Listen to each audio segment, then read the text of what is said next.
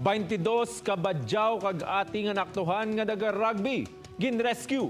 Mga menor de edad nga ginabugaw ginpaidalon sa HIV test. Si Zen Kilantang nakatutok. Nagtingob sang puwersa ang composite team agud magpatigayon sang rescue operation sa mga indigenous people sa Rizal La Paz Kainas sang kaagahon. 22 tanan ka badyaw kag ati ang nasikop sang otoridad, lakip dirang 16 ka mga menor de edad na monitor sang Task Force on Moral and Values Formation nga nagarugby ang mga ini sa lugar. Magluwas diri ginabugaw pa sa mga ginikanan ng ilang mga kabataan. Sa inadlaw sa surveillance naman mo na baligya sang mga badyaw ang ilang mga bata na minor sa ati sa 100 lang nila baligya. Gindala na ang mga menor de edad sa Crisis Intervention Unit kag igapaidalom sa HIV test. Samtang nagapabilin sa La Paz Police Station ang mga tigulang.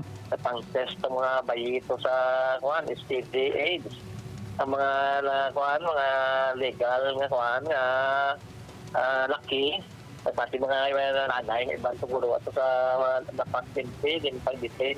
Sa subong ginaplanuhan na sang Iloilo City Government kung anong mangin programa para sa mga indigenous people nga nagaliho-liho sa syudad.